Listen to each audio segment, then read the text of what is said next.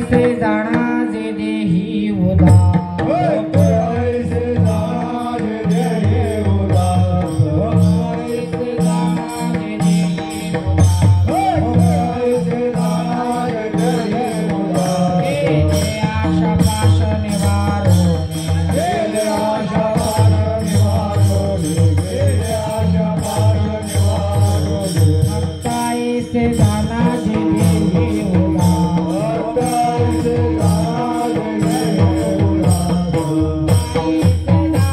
जे देही उदास ऐसे जाना जे देही उदास केले आशा पाश निवारो केले आशा पाश निवारो केले आशा पाश निवारो विषय तो त्यांचा झाला नारायण विषय तो त्याचा झाला नारायण विषय तो त्यांचा झाला नारायण विषय तो त्याचा झाला नारायण आवडी जनार्दन माता पिता आवडी जनार्दन माता पिता आवडी जनार्दन माता पिता निर्वाणी गोविंदा असे मागे पुढे निर्वाणी गोविंदा असे मागे पुढे निर्वाणी गोविंदा असे मागे पुढे निर्वाणी गोविंदा असे मागे पुढे काहीच साखळी पडो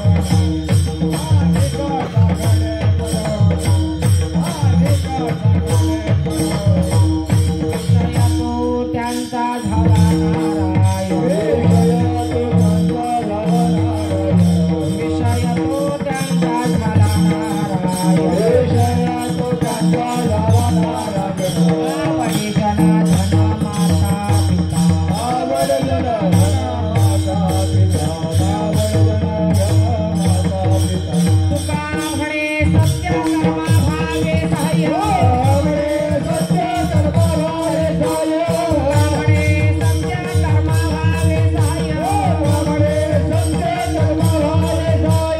कालिया भय नरकाचा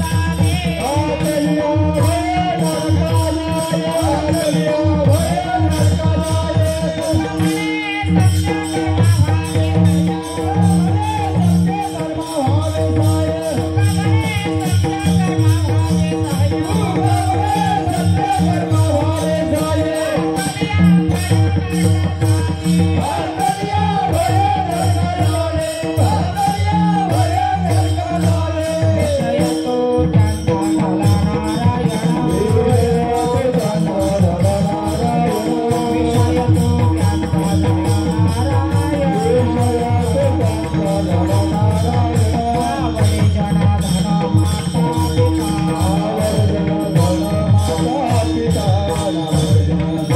माता पिता गोपाल कुमार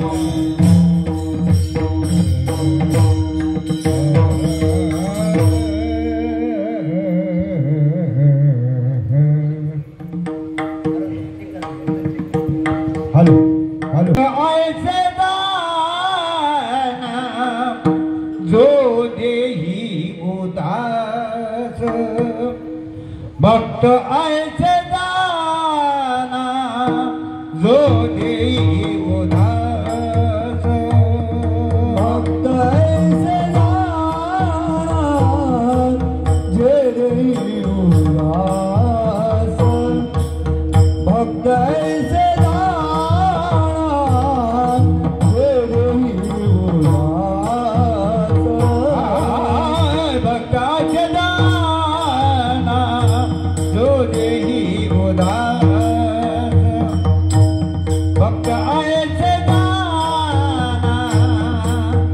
देही उदास भक्त ऐसे दान दे देई उदास भक्त ऐसे दान दे देई उदास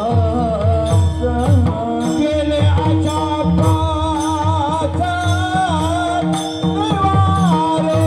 निवारोनी गेले आशा पाच निवारोनी विषय झाला नारायण विषय झाला नारायण आशा पास निवारोनी गेले आशा पास निवारोनी विषयात शांता झाला नारायण विषयात शांता झाला नारायण भक्त ऐसे दान तो देही उदास भक्त ऐसे दान तो देही उदास भक्त ऐसे दे देई उदास भक्त ऐसे दे देई उदास गेले आशा पाच निवारोनी गेले आशा पाच निवारोनी विषय शांता झाला नारायण विषय शांता झाला नारायण गेले आशा पास निवारोनी गेले आशा पास निवारोनी विषयात शांत झाला नारायण विषयात शांत झाला नारायण नावडे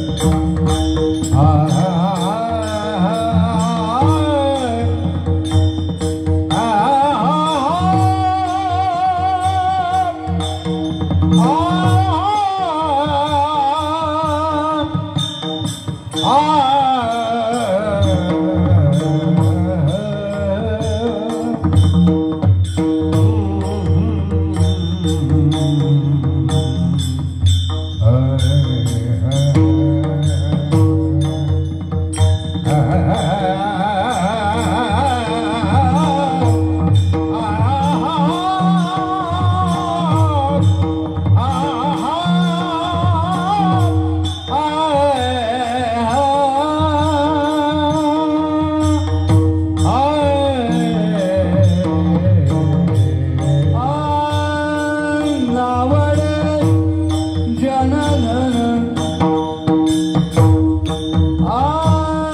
नावड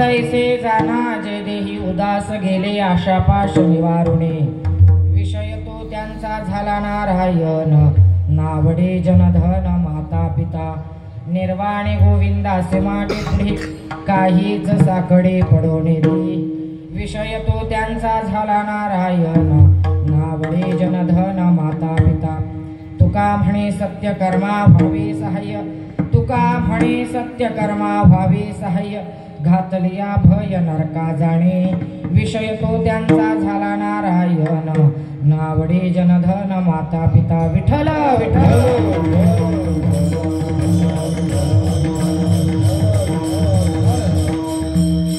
भक्त ऐसे जाणा जे देही उदास गेले आशापाश निवारुणे विषय तो त्यांचा झाला नारायण नावडे जनधन माता पिता महायोग पेटे तटे भीमरथ्यां वरं पुंडरीकाय दातुं मुनिन्द्रे समागत्य तिष्ठन्तमानन्द कंदं परब्रह्मलिंगं भजे पांडुरंग आ पांडुरंगाकारू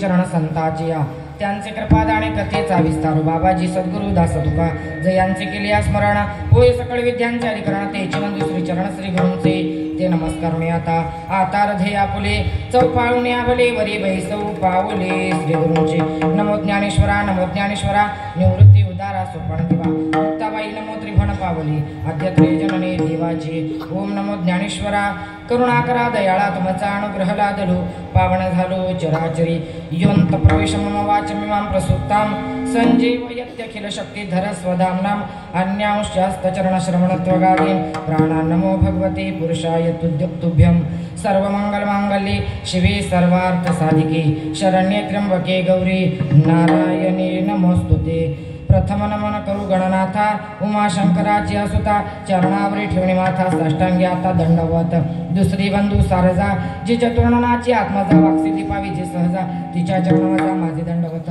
आता बंधू देव ब्राह्मण ज्यांचे निपुण्य पावन प्रसन्न होते श्रोतेजन तयान मन माझे दंडवत आता बंधू साधू सज्जन नित्यहृदय हरिचे ध्यान विठ्ठल नाम उच्चारतन तया माझे दंडवत आता बंधू रंग भूमिका कीर्तने उभी होती लोका टाळमृदंग श्रोते देखा तयान मन माझे दंडवत ऐसे नमन करुणी सकळा हरी कथा बोले बोबडिया बोला अज्ञानी मनवणी बाळा चालवी सकळा नामा माने विठ्ठल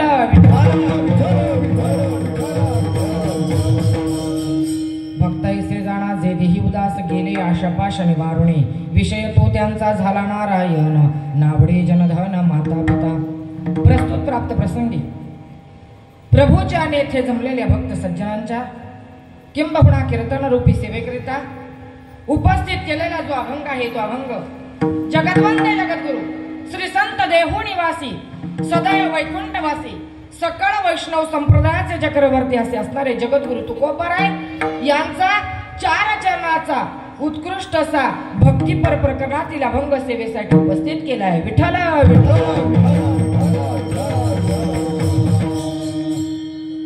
अभंगाला सुरुवात करण्यापूर्वी थोडा परिहार देणे महत्वाचे आहे आज आपल्या इथे झोलाई देवी नवरात्र उत्सव आणि वर्धापन दिन सोहळा आणि त्या निमित्ताने आज आलेली माझ्याकडे सेवा माझं मी भाग्य समजते कारण का उजळले भाग्य आता अवघी चिंता वारली संत दर्शनी हा लाभ पद्मनाभ जोडीला हो देवीची सेवा आणि तुम्हा सर्वांचं दर्शन विठाला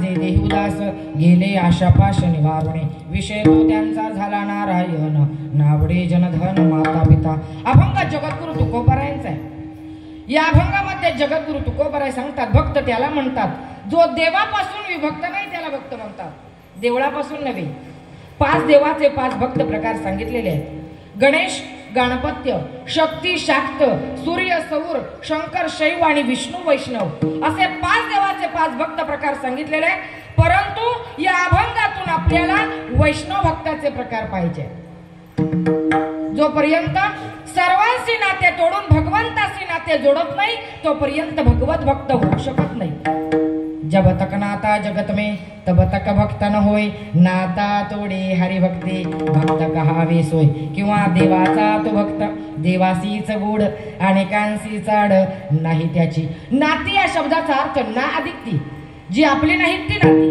शरीर आहे तोपर्यंत नातेवाईक आहे शरीर संपली की नाती संपली परंतु या जीवाचा संबंध डायरेक्ट देवाशी असल्यामुळे त्याला जीवलग म्हणतात पांडुरंगे येऊ पांडुरंगे जीवेच्या जीव लगा येऊ पांडुरंगे. हो, गीतेमध्ये भक्ताचे प्रकार सांगितलेले आहेत. सांगतात भक्ताचे प्रकार. चतुर्विधाम भजन्ते माम जना सुकृती अर्जुनो आर्तो जिज्ञासुर्थार्थी ज्ञानेच भरतर्षभा. परत ज्ञानोपराय सांगतात की ज्ञानेश्वरीमध्ये तो पहिला अर्थ म्हणजे दुसरा जिज्ञासू बोलीजे तिचा अर्थार्थी जाणेजे ज्ञानी हा चौथा. 4 प्रकार सांगितलेले आहेत गीतेमध्ये आणि ज्ञानेश्वरीमध्ये ज्ञानोपरायने त्याचं भाषांतर केलेलं आहे. 4 प्रकार सांगतात. चतुर्विधाम भजन्ते माम जना सुकृती अर्जुनो आर्तो जिज्ञासू अर्थार्थी ज्ञानीचे भरतर्षभा. किती भक्त? 4. पहिला भक्त अर्थभक्त. अर्थभक्त म्हणजे संकटात देवाची उपासना करणारा अर्थभक्त. संकटात उपासना केली कोणी? उदाहरणार्थ द्रौपदी आणि गजेंद्र संकटात दोघांनी देवाची उपासना केली म्हणजे संकटात देवाची उपासना करणारा अर्थभक्त. उदाहरणार्थ पहा, असे पांडव वनवासात असताना त्यांना छळण्याकरता सत्वहरण करण्याकरता दुर्योधनाने दुर्वास मुनीस त्यांच्या शिष्यास रात्री पांडवांकडे पाठवले. रात्रीची वेळ आहे, दुर्वास एक आपणाकडे येत आहेत असे पांडवांना कळाले. धर्मराजा त्यांना सामोरे गेले, परंतु दुर्वास धर्मराजास म्हणाले, अरे धर्मा, मी लांबून चालत आलेलो आहे, मला फार भूक लागलेली आहे, आत्ताच इच्छा भोजन पाहिजे. पांडवस्ता वनवासी कळले कौरवासी त्याने पाठविले ऋषीसी सत्वहरावयासी. हे ऐकून धर्माने द्रौपदीकडे पाहिले. द्रौपदी म्हणाली, महाराज 2 प्रहर रात्र झाली आहे, स्नान केल्याशिवाय जेवता येणार नाही, ऋषींना स्नानास पाठवा. सर्व दुर्वासी स्नानास निघून गेले. इकडे द्रौपदीला मोठी चिंता काळजी पडली. या दुर्वासाला एक वेळच्या भोजनास 60 खंडे अन्न लागते आणि आपल्या घरात एका माणसापुरते सुद्धा अन्न नाही. स्नान करून आल्यानंतर त्यांना काय द्यावे? तेव्हा द्रौपदीने भगवान श्रीकृष्णाचा धावा केला. कृष्णा धावरे लवकरी संकट पडले भारी, हरी तू आमुचा कैवारी आले विघ्न निवारी. 60 सहस्र खंड्यान्न दुर्वास भोजन सत्वजातील घेऊन अंतर पडता जाण. रात्र झाली 2 प्रहर आले ऋषेश्वर भोजन मागते सत्वर कैसा कुर विचार. आकृष्यमाणे वसने द्रुपदा चिंततो हरिहा द्वारकावासी कृष्ण गोपी जन प्रिया. किंवा सांगतात, कोठे गुंतलासी द्वारकेच्या कोठे गुंतलासी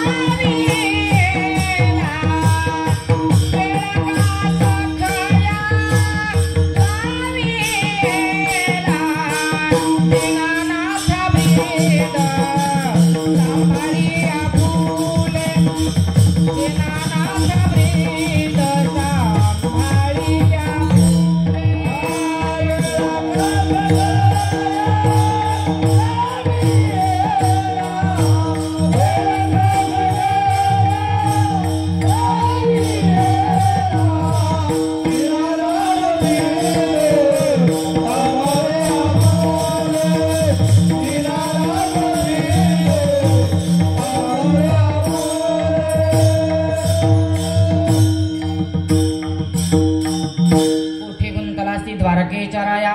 वेळकास खया लावेला.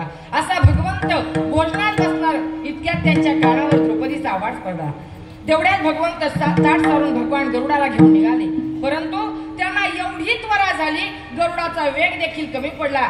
गरुडाला मागे टाकले, स्वतःच्या त्वरेने आले द्रौपदीच्या लागे नारायण. गरुडाला मागे टाकले आणि त्वरेने द्रौपदी जवळ आले. त्वरा झाली गरुडा टाकेले मागे द्रौपदीच्या लागे नारायण. गरुडाला मागे टाकले, द्रौपदी जवळ आले आणि द्रौपदीला म्हणाले, द्रौपदी मला फार भूक लागलेली आहे, काहीतरी खावयास दे.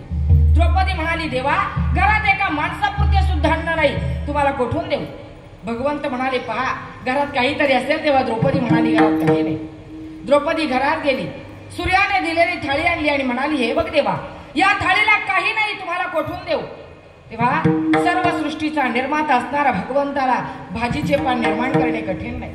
भगवंत म्हणाले, ते पहा द्रौपदी, थाळीला काहीतरी चिकटलेले दिसते. पाहिले द्रौपदीने, म्हणाली, देवा हे तर भाजीचे पान आहे. म्हटले, आणि इकडे तेवढे पुरे झाले. कारण का? भगवंत काही घेतात व नंतर देतात. भगवंताने ते भाजीचे पान घेतले, खाऊन टाकले आणि विश्वतृप्तीचा ढेकर दिला. काय दिवा घरीने मिळे अन्न, काय भाजपान द्रौपदीचे. संकल्प केला की अन्नाचे पर्वत एवढे ढीग निर्माण व्हावे आणि नंतर म्हणाले बोलवा त्या ऋषींना आणि घाल जेऊ. अशा प्रकारे द्रौपदीने पान अर्पण केले म्हणून भगवंताने संकटातून सोडवले. म्हणजे संकटात देवाची उपासना करणारा आर्तभक्त. दुसरं उदाहरण गजेंद्र. गजेंद्राने संकटात उपासना केली. गजेंद्र सरोवरात पाणी पिण्यासाठी गेला असता नकराने पाय धरला. त्याला सोडवण्यासाठी त्याचे आप्तजन 1000 वर्षपर्यंत लढले. नकर काय पाय सोडेना. सर्व आप्त बायका मुले इत्यादी कंटाळून गेले. गजेंद्राला एकटा सोडून निघून गेले. अंतकाळी कोणी उपयोगाचे नाही असे त्यास वाटून पश्चाताप झाला आणि अंती त्याने त्या सरोवरातील एक कमळाचे फूल आपल्या सोंडेने तोडून भक्तिपूर्वक कळकळीने वर फेकले आणि म्हणाला जो कोणी ब्रह्मांड चालक असेल तर माझ्या हाकेला हाक द्यावी. ती हाक ऐकून भगवंताला एवढी जाण्याची गडबड झाली. लक्ष्मीने विचारलं देवा एवढी गडबड का. देवाने हत्ती शब्द उच्चारण्यास सुरुवात केली. ह लक्ष्मी जवळ उच्चारला व ते उच्चारीपर्यंत गजेंद्राजवळ आले. हा कहे लक्ष्मी ती कहे गजराज आगे लगत गोरी पेचे होत आवाज. गजेंद्राजवळ आले. नकरापासून सोडवले आणि विमानात बसून वैकुंठास नेले. त्याचबरोबर नकरालाही नेले. म्हणजे सांगतात की संकटात देवाची उपासना करणारा आर्तभक्त. दुसरा भक्त अर्थार्थी. धनाकरता देवाची उपासना करणारा अर्थार्थी भक्त. उदाहरणार्थ बिभीषण आणि सुदामा धनाकरता देवाची उपासना केली. तिसरा भक्त जिज्ञासू. देव जाणण्याकरता देवाची उपासना करणारा जिज्ञासू भक्त. उदाहरणार्थ जनक राजा. देव जाणण्याकरता देवाची उपासना केली जनक राजाने. आणि चौथा भक्त ज्ञानी. देव जाणून देवाची ज्ञानोत्तर भक्ती करणारा ज्ञानी भक्त.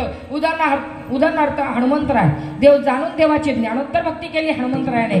मग इथे 4 भक्त सांगतात देवाचे. पण इथं भगवंत सांगतात मी ज्यांना आवडतो ना ते 3 भक्त आहेत. पण मला आवडणारा फक्त ज्ञानीच भक्त होय. यास मार्कट न्याय किंवा मार्जार न्याय म्हणतात. ज्याप्रमाणे माकडिणीच्या पिलाला तिला पकडावे लागते आणि मांजर आपल्या पिलांना स्वतः इकडे तिकडे नेते. पण इथं भगवंत सांगतात मला मात्र या सर्वांना सांभाळावं लागतं. म्हणून आपुल्या हिताचे निरोबे मजा आवडे तोही भक्त जोंबे परिमेची करी वाल्लवी ऐसा ज्ञानी ऐकू. इथं सांगतात ज्ञानी भक्त माझे चैतन्य आहे. एरवी ज्ञानी आजो म्हणीजे तो चैतन्याची केवळ माझे परी म्हणावे न काय घेजे न बोलणे बोलो. तुम्ही ज्ञानेश्वरी वाचली असेल तर या सगळ्या ओव्या तुमच्या लक्षात येतील बरं का. विठ्ठल इथं ज्ञानोपराय सांगतात भगवंत सांगतात ज्ञानी भक्त माझे चैतन्य आहे. ज्ञानी भक्त माझा आत्मा आहे. मला भक्ताशिवाय काही आवडत नाही. हो नवे नवे पत्नी लक्ष्मी पायाजवळ ठेवली. पुत्र ब्रह्मदेव नाभीजवळ ठेवले. भक्त ब्राह्मण छातीजवळ ठेवले. परंतु भक्ताच्या चपला डोक्यावर वाहिल्या. सत्यभामा आदान करी ओजूर नाही अंगीकारे सेवकाच्या शिरी धरून चाले पादुका. एवढे भक्त देवाला आवडतात. भक्ताशिवाय काही आवडत नाही. पण कोणते भक्त देवाला आवडतात. अभंगाचं प्रथम चरण. भक्त ऐसे जाणा जे देई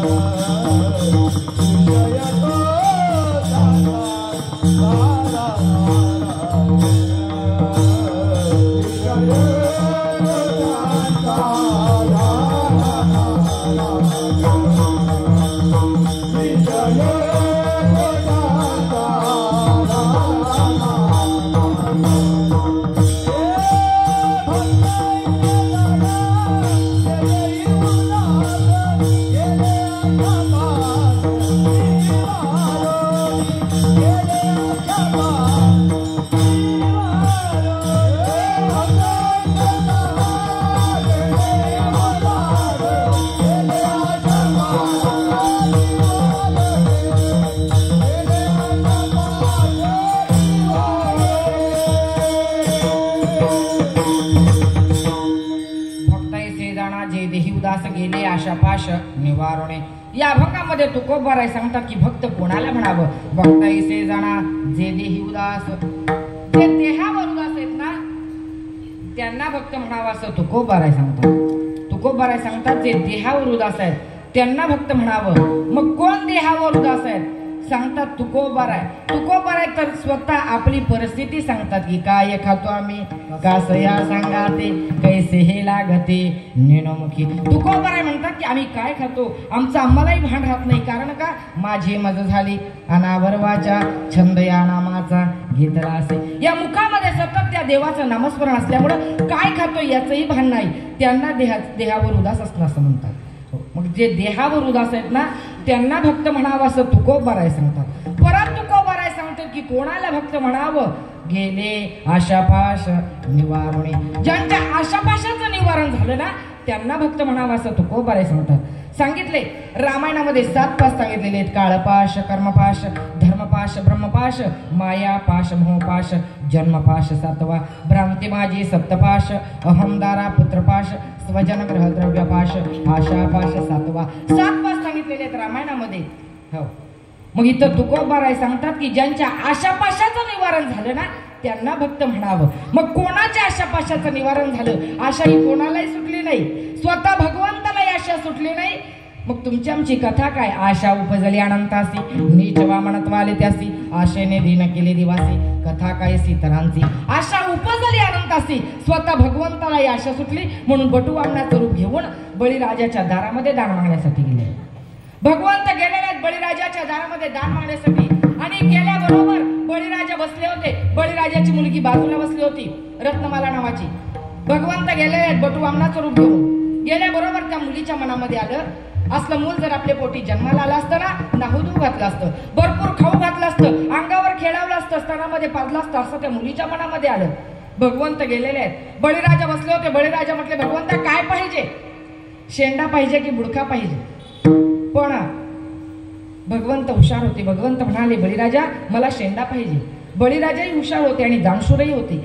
बळीराजा म्हणतात ठीक आहे भगवंता शेंडा पाहिजे ना ठीक आहे. मग बळीराजाने काय केलं त्या वर्षी बळीराजाने भुईमुग पेरला. भुईमुग पेरल्याबरोबर शेंडा भगवंताला दिला आणि भुईमुग आपल्याला घेतला. एवढा बळीराजा हुशार होता. पुन्हा त्या बळीराजाच्या दारामध्ये दान मागण्यासाठी गेले. म्हटले आता काय पाहिजे शेंडा की बुडका. म्हटले मला आता बुडका पाहिजे. पण बळीराजा हुशार होते. त्या वर्षी बळीराजाने गहू पेरला. गहू पेरल्याबरोबर बुडका भगवंताला दिला वरचा गहू आपल्याला घेतला. पुन्हा त्या बळीराजाच्या दारामध्ये दान मागण्यासाठी गेले. म्हटले आता काय पाहिजे शेंडा की बुडका. म्हटले आता शेंडाही पाहिजे आणि बुडकाही पाहिजे. पण बळीराजा हुशार होते. त्या वर्षी बळीराजाने मका पेरली. मका पेरल्याबरोबर शेंडाही भगवंताला दिला बुडकाही भगवंताला दिला. मधलं कणीस आपल्याला घेतलं. एवढा बळीराजा हुशार होता. त्या बळीराजाच्या दारामध्ये भगवंत दान मागण्यासाठी गेले. कारण का आशा सुटली. गेल्याबरोबर म्हटले आता काय पाहिजे. भगवंत म्हणाले आता त्रिपाद भूमिदान पाहिजे. म्हटले दिली त्रिपाद भूमिदान. भगवंताच्या 2च पावलामध्ये स्वर्गलोक मृत्यूलोक पाताळलोक झालं. तेव्हा भगवंत म्हणतात बळीराजा तिसरं पाऊल कुठे ठेवू. म्हटले ठेवा माझ्या मस्तकावर. बळीराजाच्या मस्तकावर तिसरं पाऊल ठेवलं आणि बळीराजाला पाताळामध्ये घातलं. बळीराजाला पाताळामध्ये घातल्याबरोबर बळीराजाची मुलगी बाजूला बसली होती ना तिच्या मनामध्ये पहिल्यांदा आलं होतं असं मूल जर आपल्या पोटी जन्माला आलं असतं नाहुदू घातलं असतं अंगावर खेळवलं असतं स्तनामध्ये पाजलं असतं. त्याच मुलीच्या मनामध्ये आलं असलं मूल जर आपल्या पोटी जन्माला आलं असतं ना आपल्या बापाच्या मस्तकावर पाय ठेवून बापाला पाताळामध्ये घालणार तर लागली स्तनामध्ये विष भरून त्या मुलाला पाजलं असतं. भगवंतच ते. भगवंताला लगेच कळालं. भगवंत म्हणाले मुली तुझी इच्छा या जन्मामध्ये पूर्ण करणार नाही. तीच इच्छा तुझी पुढच्या जन्मामध्ये पूर्ण करीन. तीच इच्छा बळीराजाच्या मुलीची पुढच्या जन्मामध्ये पूर्ण करण्यासाठी भगवंताला श्रीकृष्ण अवतार धारण करावा लागला. तेच भगवंत श्रीकृष्ण अवतारामध्ये तीच बळीराजाची मुलगी पुढे पुतना मावशी स्तनामध्ये विष भरून पाजण्यासाठी आली. परंतु काय केलं सायुज्यता मुक्ती देणे सिराया. एवढा भगवंत उदार आहे की सायुज्यता मुक्ती प्राप्त करून दिली त्या मुलीला. एवढा भगवंत उदार आहे. परंतु भगवंताला या आशा सुटली आणि बळीराजाच्या दारामध्ये दान मागण्यासाठी जावं लागलं. बळीराजाला पाताळामध्ये घातलेला आहे. पाताळामध्ये घातल्याबरोबर बळीराजाची आई आली धावत धावत तिकडून. आल्याबरोबर भगवंताने पाहिलं बळीराजाच्या आईला. भगवंत थरथर थरथर कापत आहे. बळीराजाची आई आली धावत धावत. का कापत होते भगवंत. म्हटले आता आपण तिच्या मुलाला पाताळामध्ये घातलेला आहे आणि ही पतिव्रता स्त्री आहे. आता ती आपल्याला काहीतरी शाप देणार आणि तो शाप खरा ठरणार म्हणून तो भगवंत थरथर थरथर कापत आहे. कापत असताना बळीराजाची आई आली धावत धावत. पाहिलं भगवंताकडे, म्हटले भगवंता अरे भीतोस काय? तुला शाप देण्यासाठी आले नाही भगवंता, तुला एकच सांगण्यासाठी आले ते म्हणजे भली हुई सती नाही गई पती विरोजन के साथ ऐसा पुत्र पैदा किया प्रभु पसारे हात. देवा मी तुला एकच सांगण्यासाठी आले ते म्हणजे भली हुई सती नाही गई पती विरोजन के साथ ऐसा पुत्र पैदा किया प्रभु पसारे हात. देवा माझे पती विरोजन राजे पूर्वी मृत झाले आणि मृत झाल्याबरोबर पूर्वी असा प्रकार होता त्यांच्याबरोबर सती जावं लागत असे, परंतु भगवंता माझ्या पोटामध्ये हा बळीचा गर्भ वाढत होता तेव्हा मला लोकांनी सती जाऊ दिलं नाही.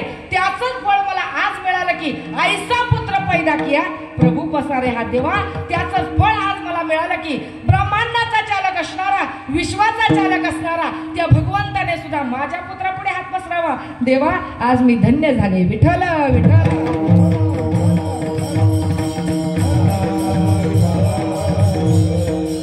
एवढा भगवंत उदार आहे, परंतु आशा सुटली आणि बळीराजाच्या दारामध्ये दान मागण्यासाठी जावं लागलं. तेव्हा तुकोबाराय सांगतात की कोणाला भक्त म्हणावं?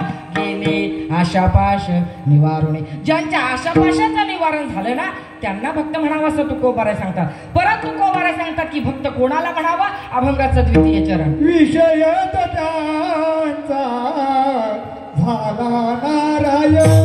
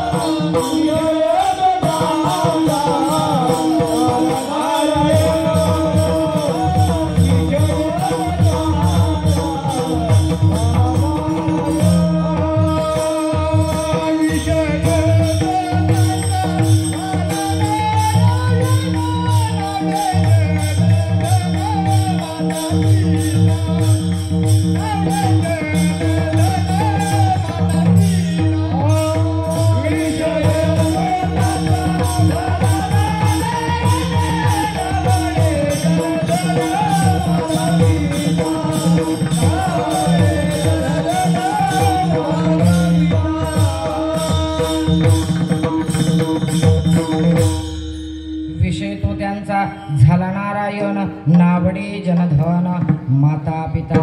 सांगतात की तुकोबाराय सांगतात अजून कोणाला भक्त म्हणावं? ज्यांचा विषय नारायण बनलेला आहे ना त्यांना भक्त म्हणावं असं तुकोबाराय सांगतात. मग कोणाचा विषय नारायण बनलेला आहे? विषय नारायण बनणं म्हणजे काय? ते सतत भगवंताचं नामस्मरण करतात त्यांना भक्त म्हणावं असं तुकोबाराय सांगतात. कोणत्या देवाचं नामस्मरण? सांगतात की बळया माझा पंढरीराव या देवाचाही देव. सांगतात कोणत्या देवाचं नामस्मरण? तर एक असणारा पांडुरंग परमात्मा त्याचं नामस्मरण. सांगतात की तर पहिलं सांगितलं आपण मगाशी भक्त कोणाला म्हणावं? भक्ताचे प्रकार सांगितले, भक्तीचे प्रकार सांगितले. विष्णू वैष्णव शक्ती शाक्त. उपासना करावी कोणत्या देवाची उपासना करावी पण ती कसल्या अंतकरणाने करावी हे आपल्यावर आहे. हो भगवंताची उपासना करावी. कोण विष्णूचा भक्त आहे, कोण देवीचा भक्त आहे, कोण शंकराचा भक्त आहे, कोण गणपतीचा भक्त आहे सांगितलं मगाशी. पण भगवंताची उपासना करीत असताना ती शुद्ध भावांतकरणाने करावी सांगतात. हो इथं सांगतात पांडुरंग. आमचे वारकरी सांगतात, आमचे संत सांगतात की भगवंत पांडुरंग परमात्मा आणि देवी एकच आहे. हो वेगळं नाही, यामध्ये वेगळं नाही. सांगतात की कुळीची ही कुळदेवी केली ठावी संतांनी. सांगतात की कुळीची ही कुळदेवी केली ठावी संतांनी. कुळीचे हे कुळदैवत आहे ते आमच्या संतांनी दाखवून दिलं. पण तो दैवत, ती देवी आणि भगवान परमात्मा याच्यामध्ये भेद नाही. कारण आमचा अभेद भगवान परमात्मा सांगण्याचं प्रयत्न आमचा वारकरी संप्रदाय करतो. अभेद तत्वज्ञान सांगण्याचा प्रयत्न वारकरी संप्रदाय करतो. म्हणजे याच्यामध्ये भेद नाही. देवी आणि भगवान पांडुरंग परमात्मा याच्यामध्ये भेद करत नाही सांगतात. हो, म्हणून सांगतात की देवी आणि पांडुरंग परमात्मा याच्यामध्ये भेद नाही. मग आमचा दैवत कोणता आहे सांगतात की विठ्ठलामचे कुळीचे दैवत, विठ्ठल वित्त गोत मात. इथं सांगतात की आमचं दैवत कोणतं आहे तर पांडुरंग परमात्मा आहे. मग त्या देवाचं नामस्मरण करतात ना, ज्यांचा विषय नारायण बनलेला आहे ना, त्यांना भक्त म्हणावं असं तुकोबाराय सांगतात. परत तुकोबाराय सांगतात की कोणाला भक्त म्हणावं, नावडे जनधन माता पिता. कोणाला भक्त म्हणावं, ज्यांना जनधन आवडत नाही, माता पिता आवडत नाही, त्यांना भक्त म्हणावं असं तुकोबाराय सांगतात. जन का आवडत नाही, जन हे सुखाची दिल्या घेतल्याचे अंतकाळीची नाही कोणी. जग हे दोन्ही बाजूकडून बोलतं. परमार्थ केला तरी नावे ठेवणार, नाही केला तरी नावं ठेवणार, चांगलं वागलं तरी नावं ठेवणार, नाही वागलं तरी नावं ठेवणार. म्हणून जन हे आवडत नाही असं तुकोबाराय सांगतात. नावडे जनधन. धन का आवडत नाही तर सांगतात की धनाच्या पाठीमागे बरेचसे अनर्थ लागलेले आहेत. स्थेयम हिंसा अनर्थम दंभ काम क्रोध स्मया अविद्वास अविश्वास स्पर्धा व्यसन जुगार वैर असे बरेचसे अनर्थ या धनाच्या पाठीमागे लागलेले आहेत. म्हणून धन आवडत नाही. परत सांगतात की नावडे जनधन माता पिता. जन आवडत नाही, धन आवडत नाही इथपर्यंत ठीक आहे. काही लोक तुकोबारायण म्हणतात का, हो तुकोबाराय तुम्ही म्हणता जन आवडत नाही, धन आवडत नाही इथपर्यंत ठीक आहे, पण पुन्हा तुम्ही सांगता की माता पिता आवडत नाही. हे कसं काय? मग माता नावडे पिता नावडे, मग भक्तायचे जाणार. ज्यांना आई वडील आवडत नाही त्यांना भक्त म्हणावं का? तुकोबाराय म्हणतात हो, कोणते माता पिता आवडत नाही, कोणते माता पिता आवडत नाही सांगतात की प्रल्हादे जनक विभीषणे बंधू राज्यमाता नेंदू भरते गेले. कोणते माता पिता आवडत नाही? प्रल्हादे जनक, प्रल्हादाला आपले वडील आवडले नाही. विभीषणे बंधू, विभीषणाला आपला भाऊ आवडला नाही. आणि राज्यमाता नेंदू भरते गेले, भरताला आपली आई आवडली नाही. मग कोणते माता पिता आवडत नाही तर जे देवामध्ये आणि भक्तामध्ये अंतर पाडतात ना, ते माता पिता आवडत नाही असं तुकोबाराय सांगतात की नावडे जनधन माता पिता. मग तुकोबाराय सांगतात की काय करा, त्या देवाचं नामस्मरण करा.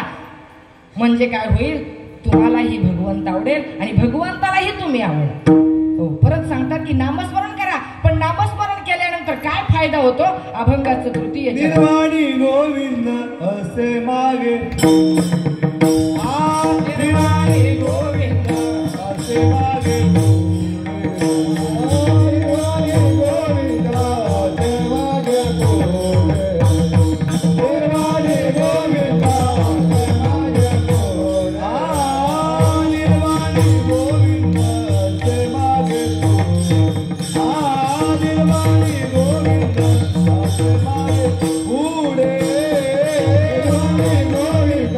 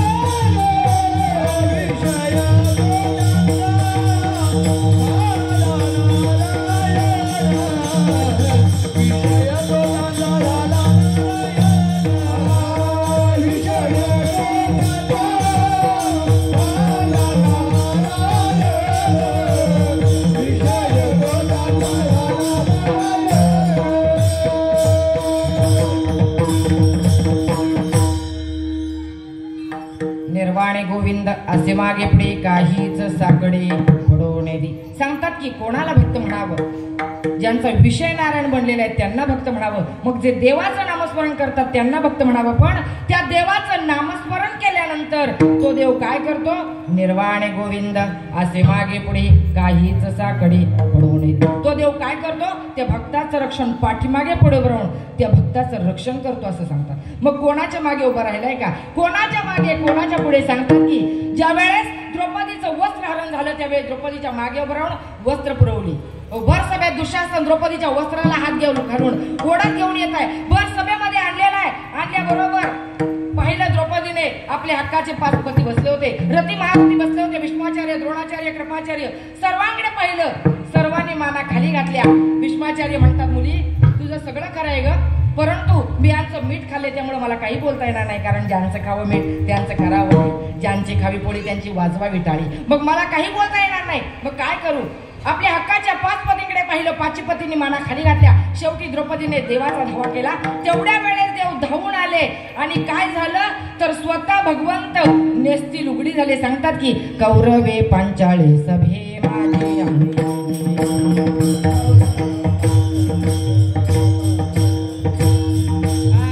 कौरवे पांचाळे सभे माझे आम्ही.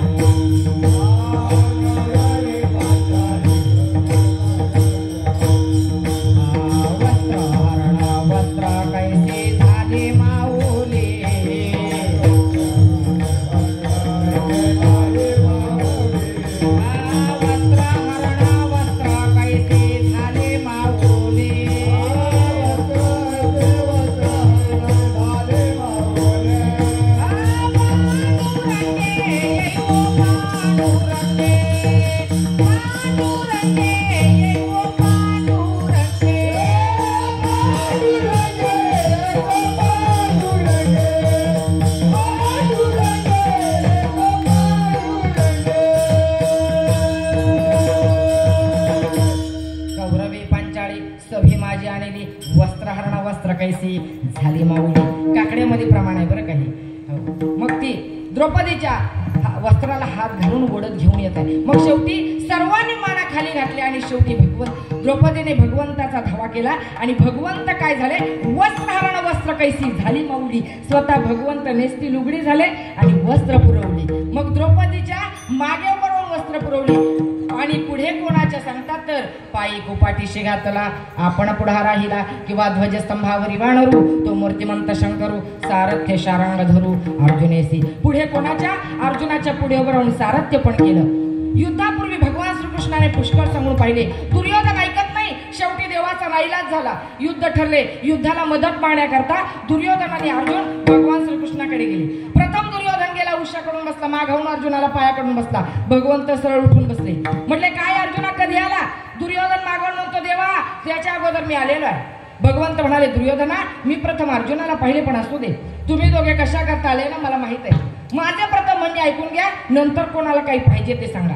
भगवंत म्हणाले पहा माझे 56 कोटी यादव सैन्य शस्त्र सामग्री सही एका बाजूने राहतील आणि एका बाजूने मी एकटा राहील. ज्या बाजूने मी असेल त्या बाजूने मी युद्ध करणार नाही, हातात शस्त्र धरणार नाही, वाटल्यास युक्तीच्या 4 गोष्टी सांगेन. बोल दुर्योधना तुला काय पाहिजे? मनात विचार केला एकटा घेऊन काय उपयोग? युद्ध करणार नाही म्हणतो, हातात शस्त्र धरणार नाही म्हणतो, युक्तीच्या 4 गोष्टी सांगेन. त्या तरी खऱ्या सांगतो की खोट्या सांगतो? त्यापेक्षा 56 कोटी यादव सैन्यच बरे. मनात विचार करून म्हणाला देवा मला तुमचे सैन्य शस्त्र सामग्री द्या. अर्जुनाला विचारले अर्जुना तुम्हाला काय पाहिजे? अर्जुन म्हणता देवा मला तुम्ही एकटा असला म्हणजे पुरे, बाकीची खोगीरवरती काय कामाचे झाले. युद्ध सुरू झाले. युद्ध सुरू झाल्याबरोबर 4 ते 5 दिवस झाले. पांडवांकडील एकही वीर मेला नाही. कौरवाकडील बरेच वीर मृत्युमुखी पडले. हे पाहून दुर्योधनाला राग आला. दुर्योधन पितामह भीष्माचार्यांकडे गेला. म्हणाला पितामह आज युद्धाला 4 ते 5 दिवस झाले, पांडवांकडील एकही वीर मेला नाही, कौरवाकडील बरेच मृत्युमुखी पडले, तरी तुम्ही शरीराने मात्र आमच्याकडून आहे आणि मनाने मात्र पांडवांकडून आहे असे मर्मभेद बोल भीष्माचार्यांना दुर्योधन बोलला. भीष्माचार्यांना राग आला. भीष्माचार्य म्हणतात दुर्योधना तुला असे वाटते ना उद्या सूर्योदयापासून सूर्यास्ताला जाईपर्यंत एकही पांडव यात भूतलावर दिसणार नाही, निष्पांडवी पृथ्वी करणार. अघोर प्रतिज्ञा पितामह भीष्माचार्यांनी केली. दुर्योधनाला मनात आनंद झाला. परंतु ही वार्ता इकडे पांडवांना कळाली. धर्मराजाला काळजी पडली. धर्मराजाला काळजी पडली, द्रौपदीला काळजी पडली. द्रौपदीने भगवान श्रीकृष्णाचा धावा केला. तेवढ्या वेळेस देव धावून आले बरोबर म्हणाले, द्रौपदी काय काम आहे म्हणून मला बोलावले? द्रौपदी म्हणाली, देवा माझे पती वाचवा. भगवंत म्हणाले, काय झाले ते तरी सांग. द्रौपदी म्हणाली, देवा माझे पती वाचवा, कारण पितामह भीष्माचार्यांनी उद्या निष्पांडवी पृथ्वी करणार अशी अघोर प्रतिज्ञा केली आहे आणि माझे पती संकटात सापडले, त्यांना तुम्ही वाचवा. भगवंत म्हणाले, द्रौपदी मी सांगतो तसे कर म्हणजे झाले. द्रौपदी म्हणाली, देवा तुम्ही सांगाल ते मी करीन, परंतु माझे पती वाचवा. तेवढ्या रात्री द्रौपदीला आपल्या खांद्यावर घेतले, भीष्माचार्यांच्या पर्णकुटीजवळ नेले. सांगितले, द्रौपदी आज जाऊन भीष्माचार्यांचे दर्शन घे. त्याप्रमाणे द्रौपदी आत गेली. भीष्माचार्य ध्यानस्थ बसले होते. द्रौपदीने भीष्माचार्यांचे दर्शन घेतले. दर्शन घेताना बांगड्यांचा खळखळ खळखळ असा आवाज झाला. बांगड्यांचा आवाज ऐकून भीष्माचार्यांनी आशीर्वाद दिला, सौभाग्यवती भव. आशीर्वाद द्रौपदीच्या कानी पडतात. द्रौपदी म्हणाली, महाराज आशीर्वाद कोणत्या जन्मीचा दिला, या जन्मीचा की पुढच्या जन्मीचा? म्हटले, कोण बोलते? द्रौपदी म्हणाली, होय महाराज मी द्रौपदी आहे. तुम्ही उद्या निष्पांडवी पृथ्वी करणार अशी अघोर प्रतिज्ञा केली आणि हा आशीर्वाद दिला तो कोणत्या जन्मीचा दिला? म्हटले, द्रौपदी तुला इथे कोणी आणले प्रथम सांग. द्रौपदी म्हणाली, माझा हुजऱ्या नोकर बरोबर आणलाय, तो दाराबाहेर उभा आहे. भीष्माचार्य म्हणाले, दाखव कुठे आहे तुझा नोकर? भीष्माचार्य द्रौपदी पर्णकुटीच्या दाराजवळ आले. द्रौपदीने आपला नोकर दाखवला. प्रत्यक्ष भगवान श्रीकृष्ण अंगावर घोंगडी घेऊन हातात द्रौपदीच्या खडावा चपला घेऊन बसले होते. भीष्माचार्यांनी पाहिलं, अंगावरील घोंगडी काढली, पाहतात तर भगवान श्रीकृष्ण. म्हणाले, देवा माझ्यासारखं हजारो भीष्माचार्य होऊन गेले ना, पांडवांचे काही वाकडे होणार नाही, कारण तुम्ही त्यांच्या पाठीशी आहे. हो, युद्ध सुरू झाले. युद्ध सुरू झाल्याबरोबर पितामह भीष्माचार्याने शेवटचा बाण धनुष्याला जोडला. तो अर्जुनावर सोडणार, त्या बाणाने अर्जुन मरणार हे भगवंताच्या लक्षात आल्याबरोबर भगवंताने रथातून खाली उडी घेतली. हातात सुदर्शन चक्र घेऊन पितामह भीष्माचार्यांवर सोडणार, तेवढ्या भीष्माचार्यांनी हातातील बाण खाली ठेवला. वर हात करून भगवंताला विनवू लागले, देवा तुम्ही देव असून युद्धापूर्वी केलेली प्रतिज्ञा धुळीस मिळवली आहे, आता मला कुशाल मारा. परंतु तुम्ही प्रतिज्ञा केली होती मी हातात शस्त्र धरणार नाही, युद्ध करणार नाही, तेव्हा ती सर्व मोडली आहे, आता मला कुशाल मारा. हे ऐकून देवाने माघार घेतली. त्यात अर्जुनाचा जीव वाचवला, भीष्माचार्यांचा पण खरा केला. भीष्मपणा केला खरा, धनुर्धरा रक्षिले. मग पाठीशी सांगतात की कोणाच्या पाठीमागे? अर्जुनाच्या पुढे उभं राहून सारथ्य पण केलं आणि द्रौपदीच्या पाठीमागे उभं राहून वस्त्र पुरवली. म्हणून सांगतात की त्या देवाचं नामस्मरण जर तुम्ही केलं ना, तर काय होईल? तो देव काय करतो? आपलं रक्षण पाठीमागे पुढे राहून आपलं रक्षण करतो. म्हणून निर्वाण गोविंद असे मागे पुढे काहीच साकडी पडवणे. पण कोणत्या देवाचं नामस्मरण? बळीया माझा पंढरीराव, तो या देवाचाही देव, किंवा ज्याने हा देह दिला दान, तयाचे करीन मी चिंतन. ज्या परमप्रिय भगवंताने मानवावर केलेली दया म्हणजे मानवाला मिळालेला नरदेह. मानवाला नरदेह मिळाला, कळाला का? कळाला नाही कशासाठी नरदेह मिळाला. सांगतात की देवी दिला देह भजना गुमटा, तो या झाला फाटा बाधिकेचा. कशासाठी देह मिळाला? सतत त्या भगवंताचं नामस्मरण करण्यासाठी देह मिळाला. पण मानवाला देह मिळाला, कळाला नाही. पशु पक्ष्यांना देह मिळालाही नाही आणि कळालाही नाही. पशु पक्ष पाप पुण्य काय जाणती, उत्तम मध्यम भोग भोगिती, त्यांना देह मिळालाही नाही, कळालाही नाही. आणि देवांना देह मिळाला नाही परंतु कळाला. म्हणून स्वर्गीचे अमर इच्छिता ते देवा, मृत्यूलोके भावा जन्माम्हा. स्वर्गातील देव मृत्यूलोकामध्ये येण्याची इच्छा करतात. कारण का? वैकुंठी तो ऐसे नाही. वैकुंठामध्ये असं काही मिळत नाही, म्हणून स्वर्गातील देव या मृत्यूलोकामध्ये येण्याची इच्छा करतात. म्हणून सांगतात देवांना देह मिळाला नाही परंतु कळाला. मग आपणाला देह मिळाला ना, तर काय करा? त्या भगवंताचं नामस्मरण करा, त्या देवीचं नामस्मरण करा, पण शुद्ध अंतकरणाने त्या भगवंताचं नामस्मरण करा असं सांगतात. हो, म्हणून आपण आता त्या भगवंताचं नामस्मरण करू. विठोबा रखुमाई,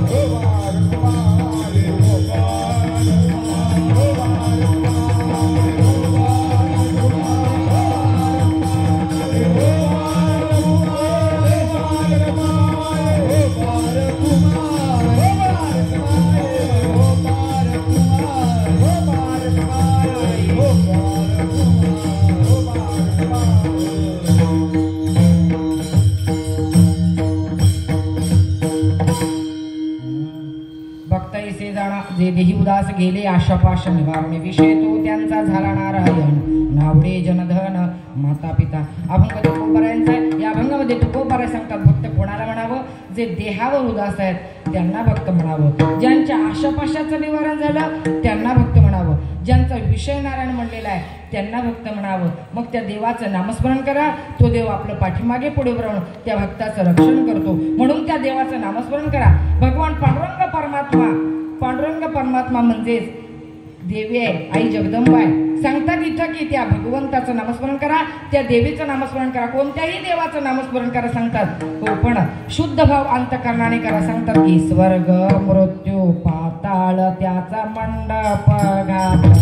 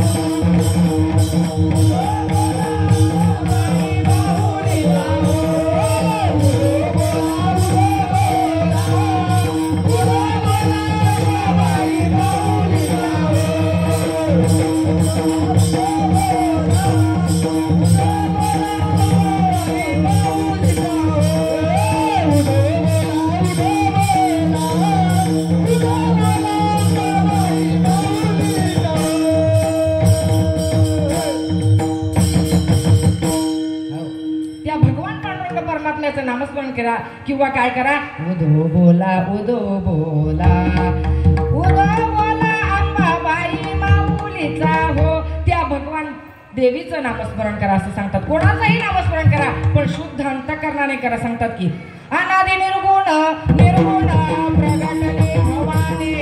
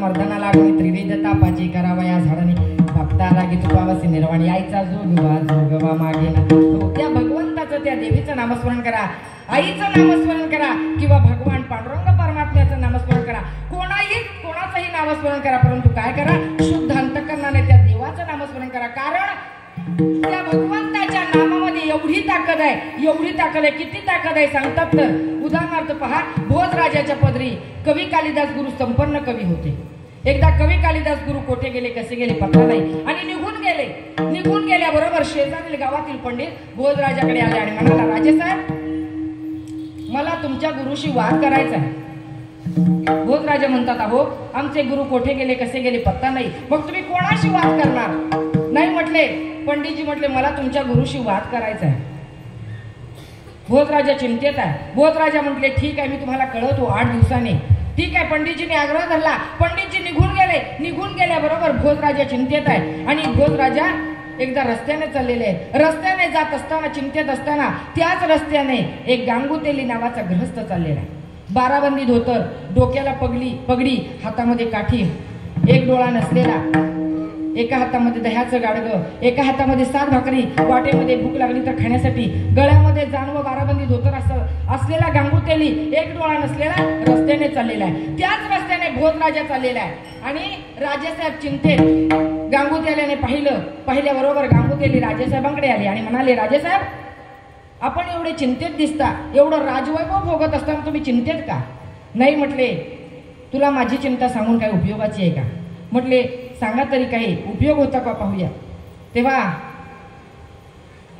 भोजराजा म्हणतात अरे काय सांगणार शेजारील गावातील पंडितांनी आपल्या गुरुशी वाद करायचं ठरवलंय म्हटले मग आपले गुरु कोठे गेले कसे गेले पत्ता नाही मग वाद कोणाशी करणार म्हटले तुम्ही सांगा त्यांना जाऊन की जरी कवी कालिदास जरी नसले ना तरी कवी कालिदासांचे गुरु आपल्या बरोबर वाद करण्यास तयार होते भोजराजा म्हणतात अरे कवी कालिदासच नाही कवी कालिदासाचे गुरु कोण होणार गांगुतेली म्हटले तुम्हाला काय करायचं मी होतो कवी कालिदासाचे गुरु म्हटले शक्य आहे का म्हटले हो शक्य आहे मी होतो कवी कालिदासाचे गुरु तुम्ही सांगा भोजराजा चिंतेत आहे परंतु काय करणार पंडितजींनी आग्रह धरला म्हणून भोजराजा पंडितजींकडे गेले म्हणाले पंडितजी जरी कवी कालिदास जरी नसले ना तरी कवी कालिदासाचे गुरु आपल्या बरोबर वाद करण्यास तयार होते तेव्हा पंडितजी जरा घाबरले परंतु आता आपणच आग्रह धरला म्हटले कवी कालिदास एवढे हुशार मग कवी कालिदासाचे गुरु किती हुशार असतील म्हणून पंडितजी घाबरलेले आहेत परंतु आता काय करणार आपण आग्रह धरला आपल्याला जायचं पाहिजे म्हणून पंडितजी आले बोलावलं भोजराजाने पुढच्या रविवारी बोलावल्याबरोबर एका बाजूला बसण्यासाठी मोठी खुर्ची ठेवलेली आहे पंडितजींना आणि एका बाजूला बसण्यासाठी गांगुतेलीला मोठी खुर्ची ठेवलेली आहे पुढे समाज बसलेला आहे भोजराजा पुढे बसलेला आहे बसल्याबरोबर भोजराजा म्हणतात चालू दे तुमच्या दोघांचा वाद सुरू होऊ दे इशारा केला भोजराजाने इशारा केल्याबरोबर इकडे काय केलं पंडितजींनी एक बोट वरती केलं कवी कालिदासाच्या गुरुने काय केलं 2 बोट वरती केली पंडितजींनी काय केलं 5 बोट वरती केली कवी कालिदासाच्या गुरुने काय केलं मूठ वरती केली पंडितजींनी काय केलं 7 बोट वरती केली कवी कालिदासाच्या गुरुने 7 बोट वरती करून मध्ये आडवी रेषा ओढली पंडितजींनी इशारा केला आणि कवी कालिदासाच्या गुरुने काय केलं दह्याचं गाडगं पुढे केलं वाद संपला पंडितजी म्हटले मी हारलो शेवटी ते कवी कालिदासाचे गुरु ते जिंकणारच ते जिंकले आणि मी हारलो भोजराजाला आनंद झाला भोजराजाने गांगुतेल्याची मिरवणूक काढली आणि मिरवणूक काढल्याबरोबर भोजराजा पंडितजींकडे आले म्हणाले पंडितजी तुम्ही दोघांनी वाद केला परंतु तो आम्हा सामान्यांना कळाला नाही त्याचं जरा स्पष्टीकरण द्यावं तेव्हा पंडितजी म्हणतात अहो राजेसाहेब मी काय केलं 1 बोट वरती केलं सांगितलं या जगामध्ये एक ब्रह्म आहे तुमच्या कवी कालिदासाच्या गुरुने 2 बोट वरती करून सांगितलं नुसतं ब्रह्म नाही त्याबरोबर माया आहे हे सांगण्यासाठी 2 बोट वरती केली नंतर मी काय केलं 5 बोट वरती केली सांगितलं या जगामध्ये पंचमहाभूत आहे तुमच्या कवी कालिदासाच्या गुरुने मूठ वरती केली सांगितलं पंचमहाभूत आहे पण या देहामध्ये या जगामध्ये एकत्र नांदतात हे सांगण्यासाठी मूठ वरती केली नंतर मी काय केलं 7 बोट वरती केली सांगितलं या जगामध्ये 7 समुद्र आहेत तुमच्या कवी कालिदासाच्या गुरुने 7 बोट वरती केली आणि मध्ये आडवी रेषा ओढली सांगितलं 7 समुद्र आहेत पण मध्ये मेरू पर्वत आहे हे सांगण्यासाठी मध्ये आडवी रेषा ओढली नंतर मी इशारा केला मेरू पर्वत आहे पण तू कुठे आहे तुमच्या कवी कालिदासाच्या गुरुने दह्याचं गाडगं पुढे केलं सांगितलं दधी समुद्राजवळ आहे वाद संपला ते जिंकले आणि मी हारलो विठ्ठल विठ्ठल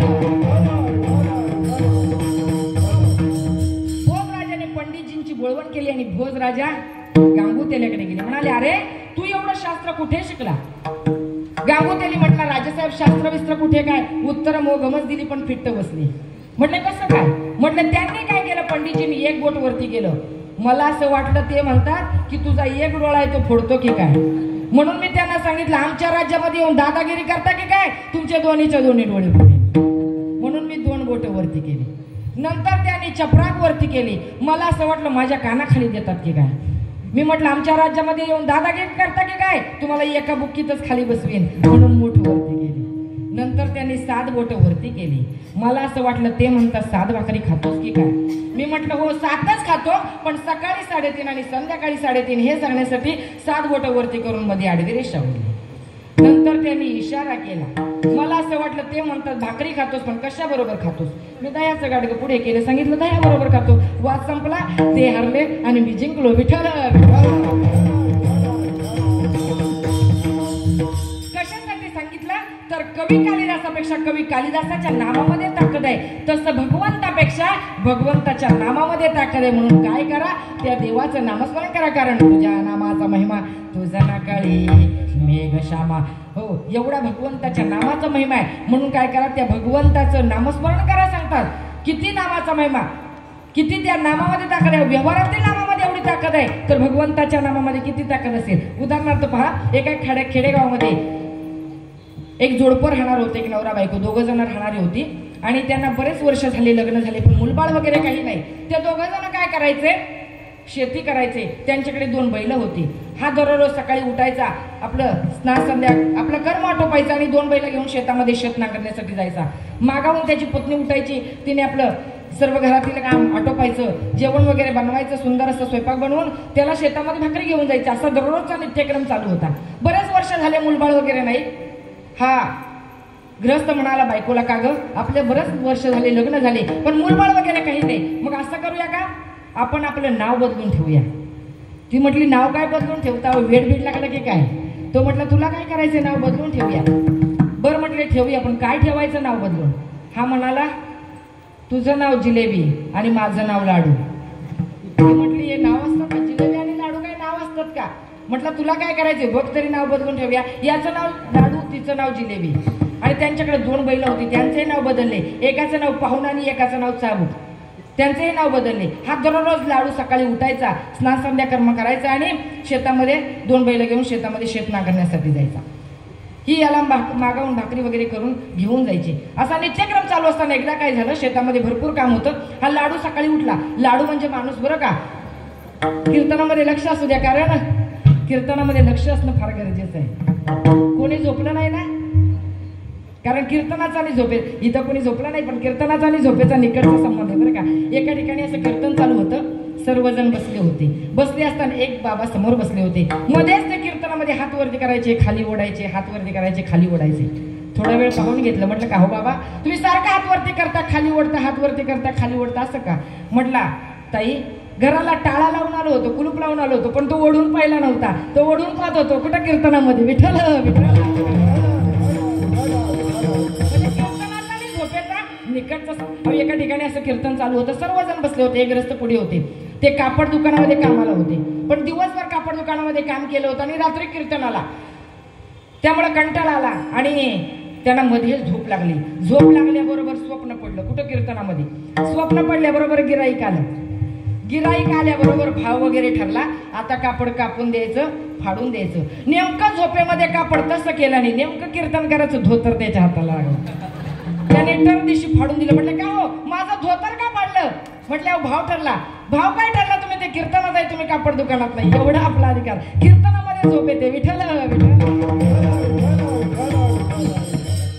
विनोदाचा भाग सोडून द्या, मला काही विनोद करता येत नाही आणि अभंगाशिवाय मला बोलता येते बरं का. हसणं म्हणजे कीर्तन नाही. कीर्तन म्हणजे काय, ज्ञानेश्वरीमध्ये ज्ञानोबा सांगतात, भगवान श्रीकृष्ण गीतेमध्ये सांगतात, कीर्तन म्हणजे काय. सततम कीर्तयन्तो माम यतन्तस्य दृढव्रतः नमस्यन्तस्य माम भक्त्या नित्ययुक्ता उपासते. सततम कीर्तयन्तो माम, सतत त्या भगवंताचं नामचिंतन करणे म्हणजे कीर्तन होय. पण मगाचपासून पाहिलं तुम्ही सर्वजण शांत बसला होता. म्हटलं काहीतरी हसायला असावं. विठ्ठल विठ्ठल. हो झालं. हा हा लाडू सकाळी उठल्याबरोबर त्याने काय केलं, 2 बैल शेतामध्ये शेतामध्ये नांगरण्यासाठी घेऊन गेल्याबरोबर हिने काय केलं, हिने आपला स्वयंपाक वगैरे बनवला आणि शेतामध्ये आल्याबरोबर भाकरी खाली ठेवली एका झाडाखाली आणि आपल्या नवऱ्याला म्हणाली का हो माझं घरी आज काम आहे आणि मी घरी जाते, मी काही परत येणार नाही. म्हटलं ठीक आहे. तिने भाकरी झाडाखाली ठेवली आणि ती घरी निघून गेली.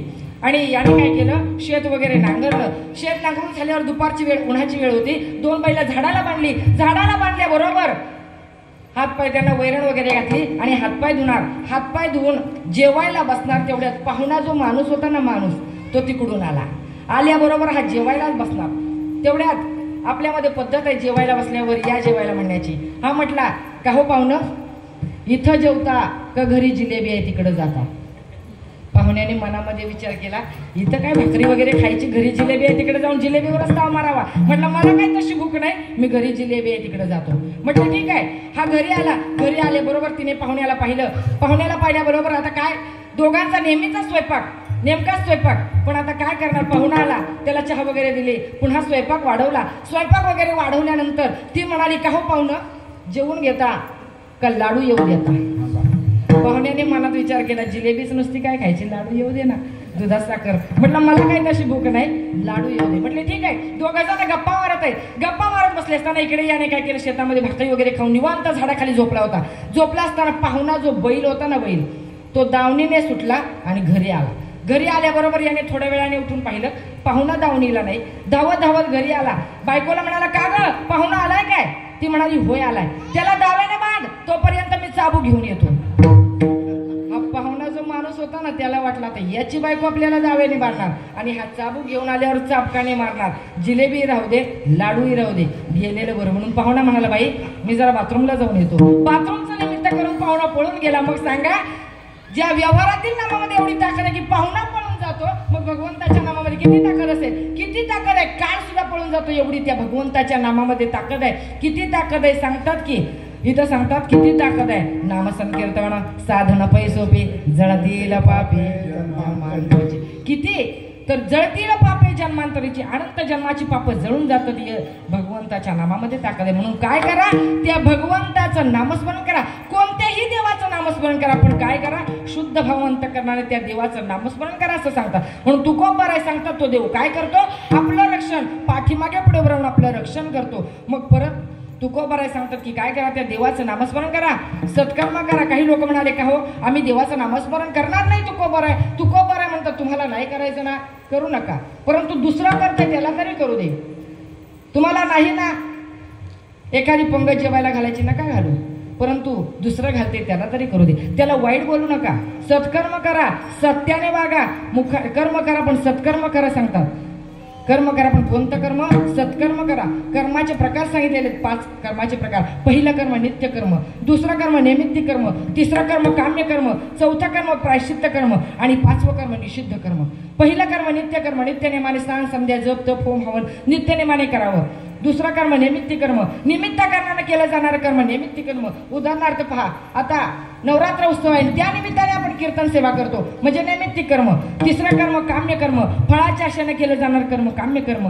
चौथं कर्म प्रायश्चित्त कर्म, दुसऱ्याला वाईट बोलतो, त्याच्यानंतर आपल्याला पश्चाताप होतो. त्याला तसं बोललो नसतं, बरं झालं असतं, त्याला तसं बोलायला नाही पाहिजे होतं. मग दुसऱ्याला वाईट बोलून त्याच्यानंतर पश्चाताप करणे प्रायश्चित्त कर्म आणि 5वं कर्म निषिद्ध कर्म. निषिद्ध कर्म म्हणजे शास्त्राने सांगितलं करू नका. निषिद्ध कर्म कोणतं, जुगार व्यसन दारू गांजा अफू तंबाखू, शास्त्राने सांगितलं करू नका, ते निषिद्ध कर्म. मग तुकोबारायला सांगतात की कर्म करा, सत्कर्म करा, सत्याने वागा, मुखाने भगवंताचं नामस्मरण करा. तुम्हाला नाही करायचं करू नका, पण दुसरं करते त्याला करू दे. त्याला भीती घालाल, भय घालाल तर काय होईल, अभंगाचं 4th चरण. तुकामन सत्य कर्मावार गाय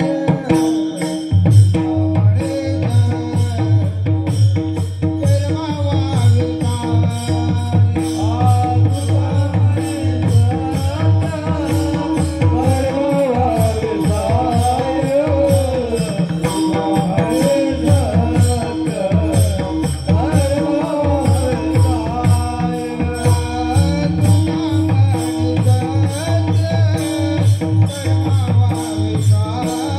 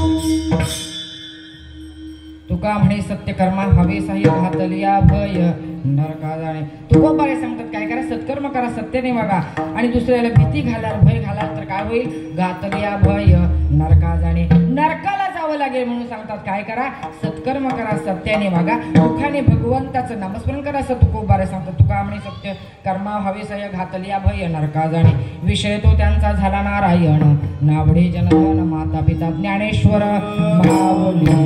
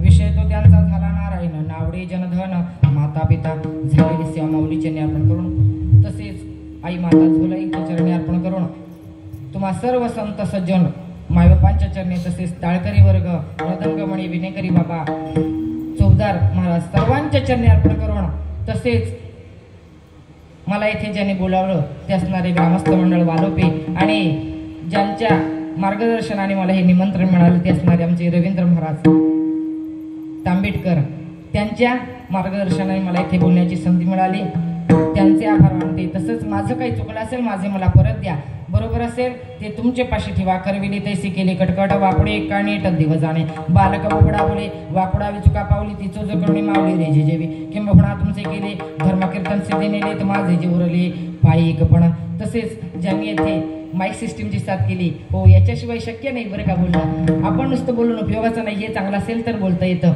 तसेच त्यांचेही आभार, सर्वांचे आभार. आणि शेवटचे चाल आमचे विनंती.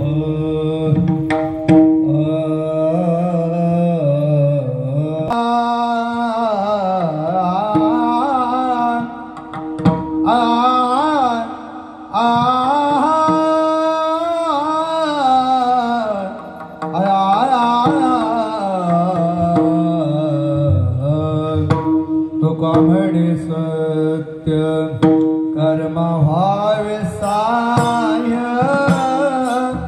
तुका म्हणे सत्य कर्म व्हावे साय,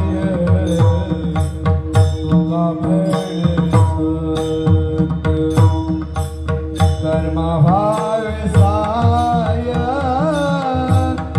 तुका म्हणे